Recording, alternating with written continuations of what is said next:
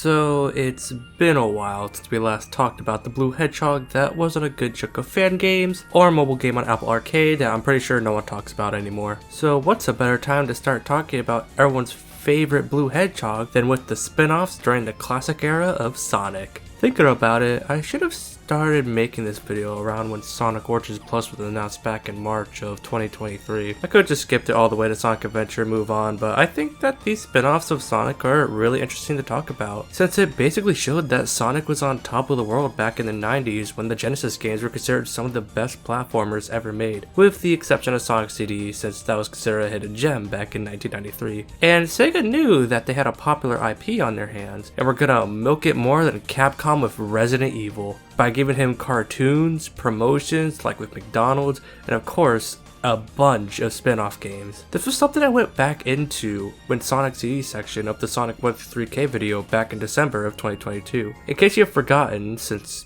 Jesus Christ, that video was like 2 years ago, I will be going over the various spin-offs the Hedgehog has gotten over what I consider to be the best years of his life and somewhat the worst years of his life, aka 1995 to 1997. Bear in mind that I won't go on for a long time on each game in this video, since we could be here all fucking day. So keep that in mind. So with that out of the way, let's talk about the rest of the classic era of Sonic with the 15 spin-offs that were released from 1991 to 1997. To start off, we got Sonic the Hedgehog on the Game Gear and Master System, which was released on the same day as the Genesis counterpart, which is something that I find interesting, since you never really see that with games back in the day. Online, there are people who call the 8-bit version of this game the better of the two, which is something that is interesting to me, because Sonic on Genesis is the Sonic game. It may not be the best Sonic game, but it's the one everyone knows. Just a heads up, I played it on the Master System instead of the Game Gear, because I wanted the 4x3 screen size for more clarity. First off, we need to answer the question, is Sonic 8-bit slower than Sonic 1? I would say yes,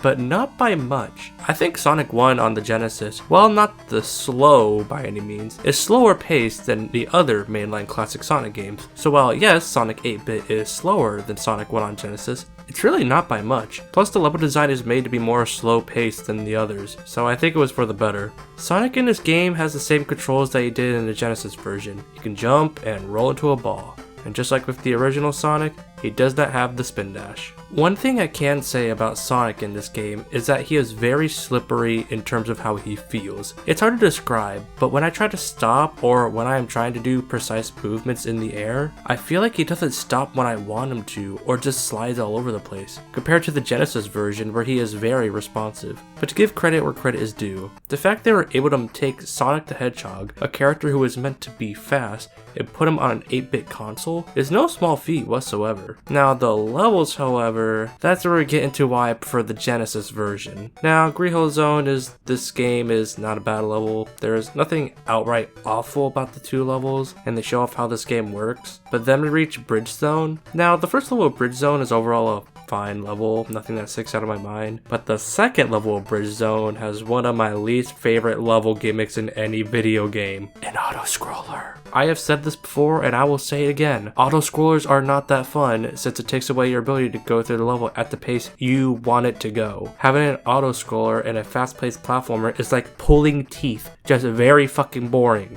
We then reach the Grungle Zone, where the first level was overall fine, but the second level just pissed me off. This level is a vertical level, where you need to be as precise as possible when the way Sonic feels in this game is very slippery, which makes levels a chore to play. And the final level I will talk about in this section is Labyrinth Zone. I am probably one of the few people who can actually tolerate the Genesis version of Labyrinth Zone, but the 8-bit version is easily the worst version of the stage. Sonic moves slower in water, which was the same way in the Genesis version, but in the 8-bit version, it feels like he moves slower than a snail. It makes the slowest version of the stage. The worst part of the game is the bosses. Now, they aren't the worst ones in terms of figuring out the pattern of attack, but what kills it is that you have no rings going into them, so there is no room for error. It is the definition of a lives drainer. When I died at Scrap Brain Zone, I knew I just didn't want to go through this game anymore. Sonic 8-bit is a game that has both good things going for it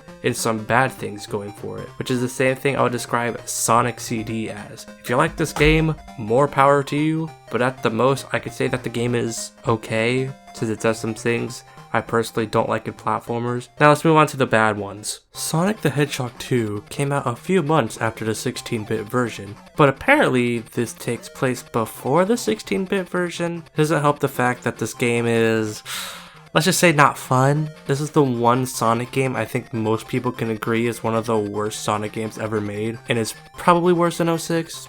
I think so anyway. All the previous controls that were in Sonic 1 8-bit makes its way over to Sonic 2 8-bit, jumping and rolling, but the difference between 2 16-bit and 8 to fuck.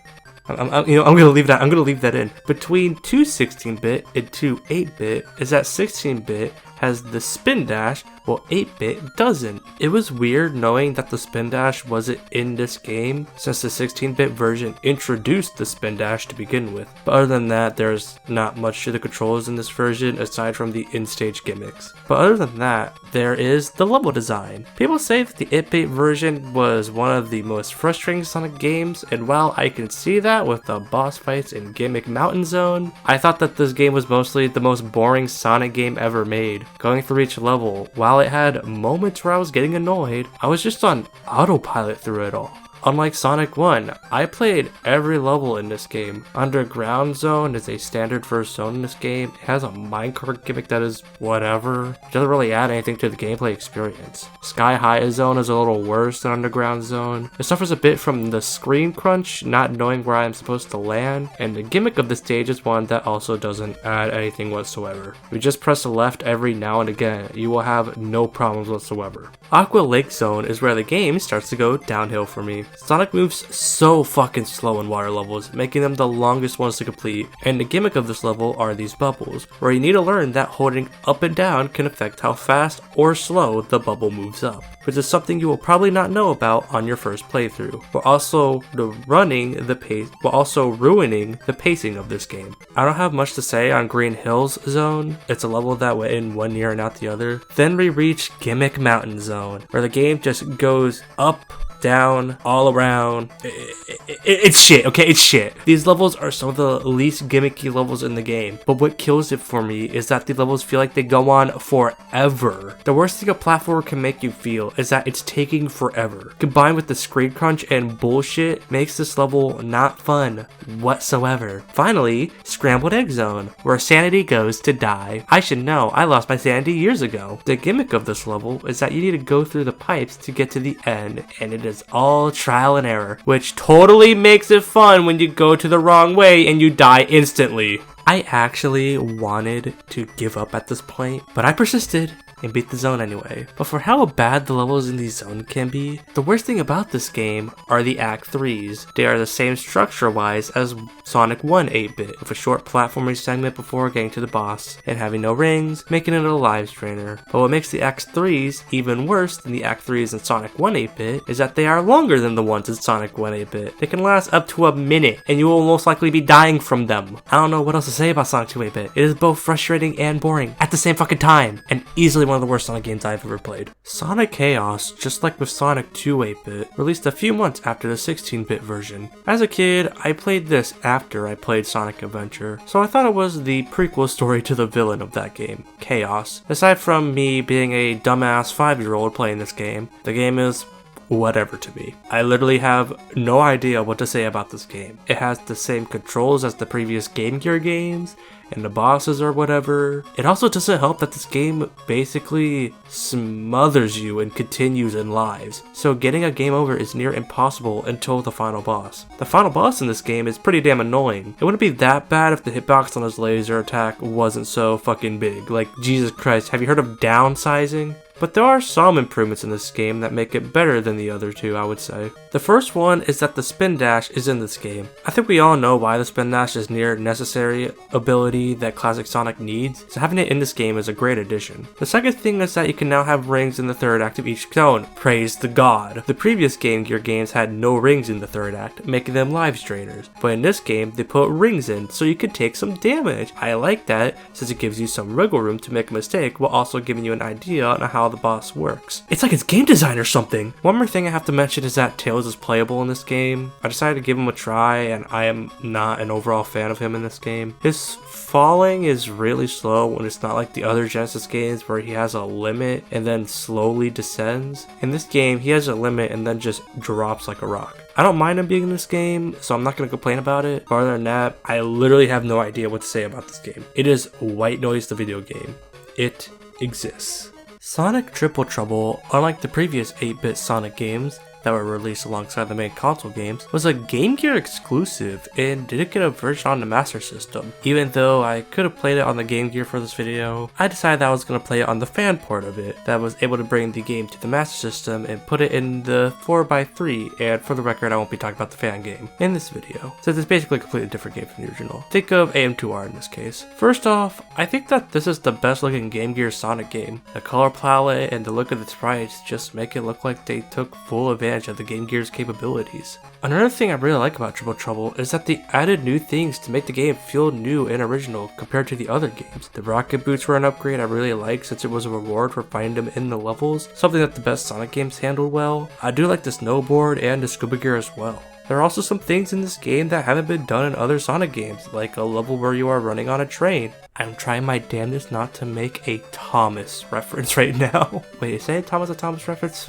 Yeah, fuck, I'm putting Thomas on the screen right now. And trying to head to the front of the train and destroy it. All these things and more make Triple Trouble feel more original and fresh compared to the other games. The way Sonic handles in this version is still the same as the other Game Gear Sonic games, but what makes this game the better of the big 4 Game Gear games is that I think the level design is so much better than the other ones. Saddle Plant Zone is a good example as to why that is. The bubble gimmick from Sonic 2 8-bit is back, and while it still drags praise to a crawl, I do think that the level design for these sections is so much better since they space things out more than in Sonic 2. Now this is one's very quick because there's not much new to say about Sonic Triple Trouble. We all know that's the better Game Gear game. While I would have put Triple Trouble over the likes of Sonic 3K or even Sonic 1, I do think that this is a well-made, fun-handled Sonic platformer. Definitely worth trying at least once. Now that we have finished the big 4 Game Gear games, we will jump to the next 3 years of Sonic after 1994. Starting with Knuckles' Chaotix, which was released on the Sega 32X, an add-on for the Sega Genesis. Now I'm not going to go into the failure that was the Sega 32X, I just want to talk about the game. Now the first thing I need to mention about this game is that it added mainstay characters in the series, SPO, Charmy, and Vector. I thought this was interesting, because I'm pretty sure like most other Sonic fans when they got into the series, the Chaotix we know today showed up in Sonic Heroes, and it also didn't help that this game was only released on the Sega 32X and is pretty rare among the Sonic library because of it.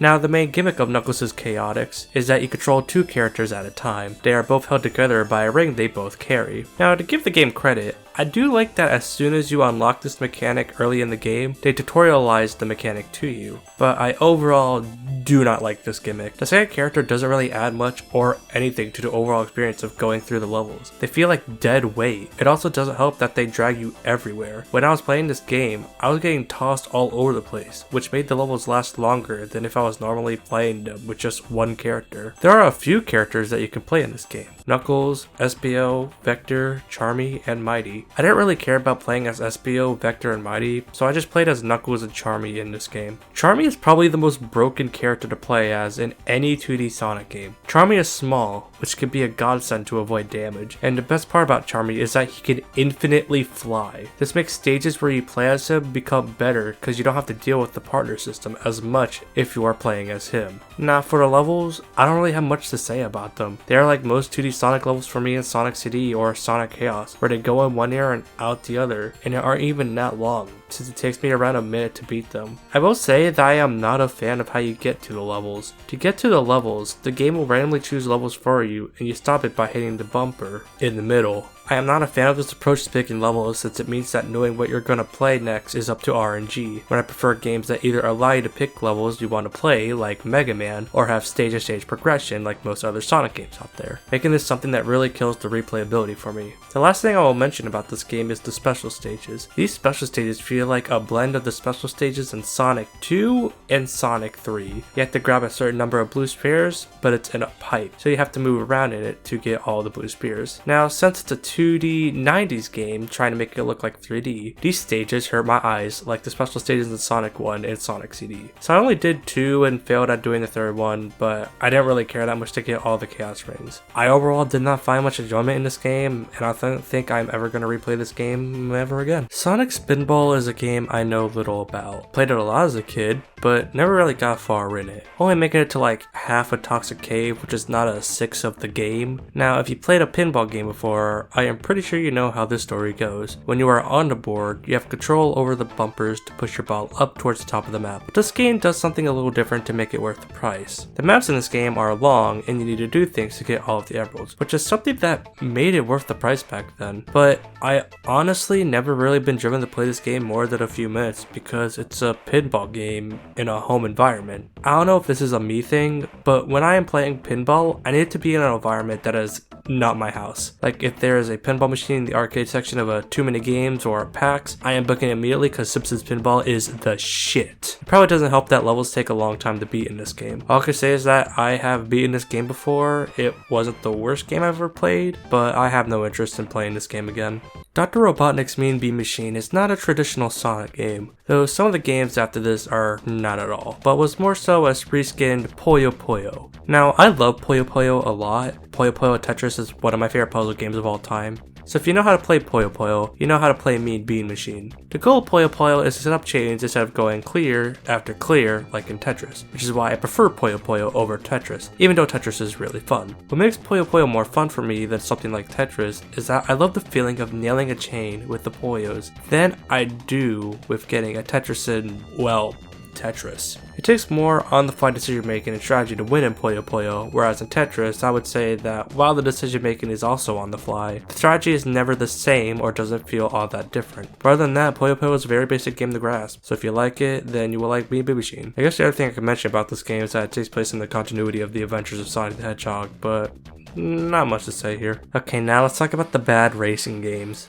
Sonic Drift 1 and 2 are going to be one of the shorter segments in this video, since it's the Sonic Drift games, so there isn't a lot to talk about with them. So let's just jump into it. Sonic Drift 1 and Sonic Drift 2 are games I do not like whatsoever. Sonic in go-karts doesn't turn me off like most fans of the series. I mean, Sonic and All-Stars Racing Transforms is my favorite kart racer ever made, but it's more so that I do not like the overall handling of this game. Handling in a kart racer is one of the most important aspects to get right when making a racing game. Sonic Drift 1 and Sonic Drift 2 are games that do not get it right. I didn't learn until playing Sonic Drift 2 that you can drift by pressing the brake button, but I don't find it all that comfortable. Overall, just like with Sonic Spinball, I have beaten these games before and I have no interest in playing them again.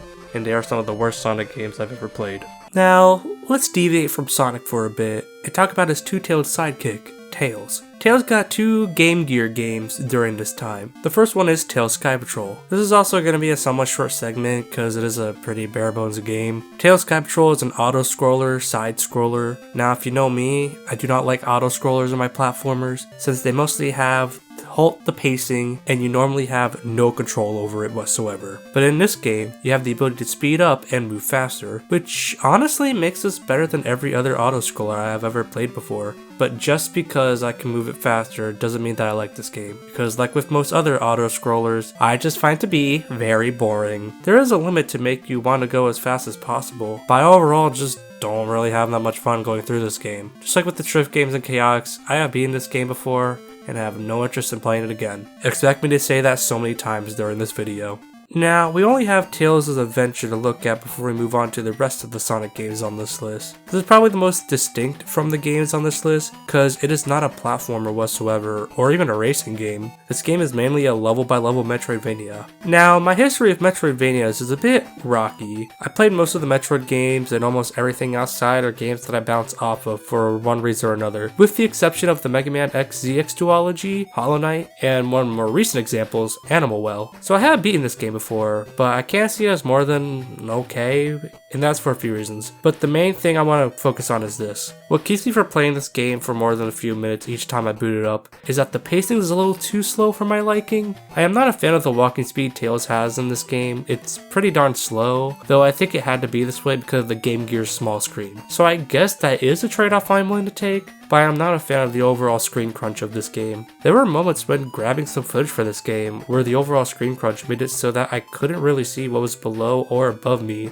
and it made it so that I took damage almost all the time. Maybe I'll like the game more via the fan remake, but I played the original and all I can say is that I am not the biggest fan of this game, but it is one of the better Sonic spin-offs on this list, not gonna lie. Sonic Labyrinth is probably one of the more well-known bad games in the Sonic franchise, and that is for good reason, I would say. This game controls like garbage. Sonic, when he is not spin dashing all over the place, is pretty darn slow. Now, I know that for story reasons he is slow, but I still think that he is still a little too slow for this game. To get any speed whatsoever, you need to use the spin dash like religiously, which, while fast, I'll give it that, can also get you into all sorts of trouble. The reason is that the spin dash is very slippery in this game, and I am someone who likes, this one word, it's called precision in my platformers. Wait, is that 4 words? The levels in this game are like flat pinball tables, so nothing much happens on them. This is another one of those Sonic games that is annoying to control, and I feel almost nothing towards it. Beaten it before, never again. Moving on.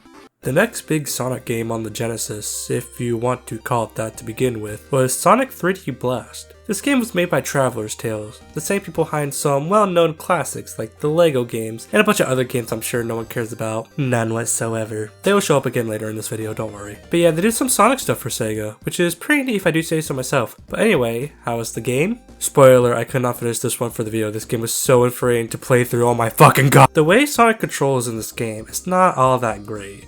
It feels like he has butter on his shoes. He slips and slides all over the place. I suppose this is why he is slower than what you would expect him to normally go, since if he was any faster, he would be near uncontrollable. Precision is almost a nightmare in this game. Just judging where to land or when to roll into a ball to attack an enemy is annoying to deal with. Thank fucking Christ that they introduced the homing attack shield, since that is basically the only acceptable way to attack enemies in this game. I also don't find controlling him with a controller to be all that fun to begin with. The act of moving my thumb around the D-pad to control him is just not all that fun to do, if you ask me. The stages I played for this video felt so fucking empty. There's barely anything to do in these stages besides run around and attack enemies, which is kind of funny to say given what the objective of the game is. Your goal in every level is that you need to free the birds in the stages and take them with you to the goal ring. But anytime you get hit, you drop the birds and you must pick them back up. Some of them will come back to you, but some of them will just try and fly away from you. Like, bro, why do you have to do this? We have the same damn goal. Cooperate with me. When I got to Rusty Ruins Act 2 and they decided to throw in some platforming and I lost a life, I threw in the towel. This is another Sonic game I'll probably never go back to ever again. I played it to the end before. It's a bad game, but not one of the worst Sonic games I've ever played, if you ask me. The companion title for Sonic 3D Blast was a Game Gear game called Sonic Blast. This is a game I have played a ton of as a kid on my 3DS and on the Mega Collection Plus on PS2. But aside from me being a stupid kid back then, I can tell you now that this is one of the most nothing Sonic games I have ever played. I think it goes without saying that Sonic Blast is probably the worst looking Sonic game on the Game Gear. Now I think the backgrounds look whatever, but the models of the characters and the backness just look plain ugly to me. They clearly needed this to be a tie-in to Sonic 3D Blast, so they made the models look the way they did to make the similarity to that game. In this game you can play as Sonic, but this is also the first time and only time Knuckles would be playable in a 2D Sonic game on the Game Gear. He has the same moves as he has in Sonic 3 and Knuckles, but other than those things, I genuinely don't know what to say about this game. I felt so empty going through this. It's probably the worst thing a game could be. I should know. I played one of those types of games before. Where it's like, okay, why? But why did I do this? Why did this happen? Why do I regret it? What, like, look at it as a whole picture and try to be as honest with yourself as you can. Maybe even know about it. Bro, that boss lasted 10 seconds. That was a boss? Yes! Wow. Incredible stuff. 10 out of 10 game. 10 out of 10 game. Sonic the Fighters is a fighting game that was released only on the arcades, but it got ported to the Sonic Gems collection on the GameCube, and it was how I played it for this video. But there is also a version of the game on the 7th generation of consoles. Now I have said this in a previous video, but I quite enjoy fighting games, with Ultimate Marvel vs. Capcom 3 being one of my favorite games. So does this game work as a fighting game? I'd say so. This game nails all the things you'd expect from a fighting game: multiple characters, simple controls to grasp, combos galore. I will say that if you are going going to play this game, expect it to be not as fluid as other fighting games you expect today, so keep that in mind. The arcade mode, I'd say, was pretty fun until the end. The escalation of difficulty in the arcade mode wasn't all that bad, but when I got to the Metal Sonic fight, I thought it was near impossible, which is even weirder given how easy the final boss against Robotnik was. Just a little observation I thought of when I finished the game. One thing I have to mention about this game is the music. This is honestly one of my favorite Sonic soundtracks. The songs are so catchy and upbeat that they make you want to merge without driving! Some of my favorites include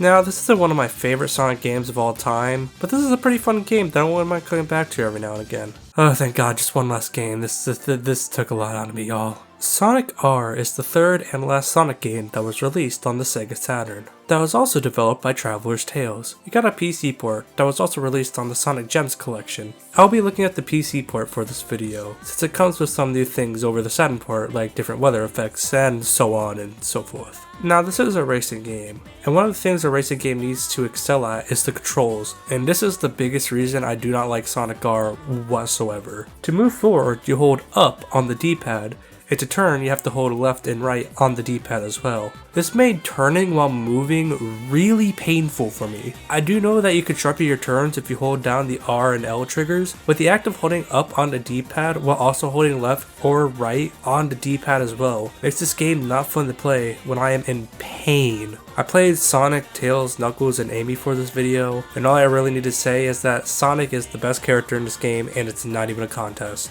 Sonic is the fastest character and can double jump. The benefits from characters like Tails' flying for a short while and Knuckles' glide are just not enough to outclass Sonic, and Amy in this game is the worst character to play as. She is so fucking slow that you will be in last place if you even fucking accelerate as her. I also need to mention that this game does not have a lot of content. One of the core needs for a racing game is enough content to sink into for people to come back to. Sonic R, even back in the 90s, failed at this one task. There are only 5 tracks in this game. Sure, the PC version does have different weather effects, but doesn't really change how much the overall layout of the track looks. Even though I am not a fan of this game, I will say that I am a fan of this soundtrack. This soundtrack has got some bangers in them, with the likes of Can You Feel the Sunshine, the credits theme, Work It Out, and Back in Time, which I actually first heard via the fan cover and the Sonic Prologue animation. Funny how life works sometimes. My favorite song in this game is Diamond in the Sky. It's just a bop to listen to. You're the one that makes me feel so high.